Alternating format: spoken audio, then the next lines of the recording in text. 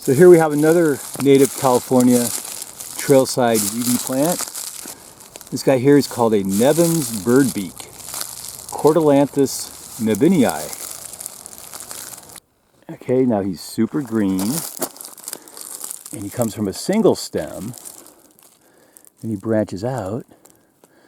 Once again, a little purple like all of our guys, and the leaves here, they're in bundles like a fascicle, right?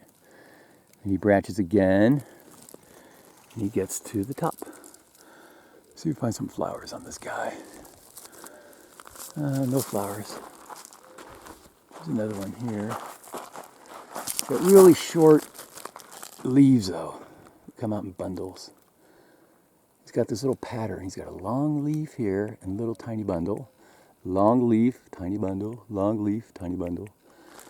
That's how this guy works. Let's see. Okay, we got another one here. A little older.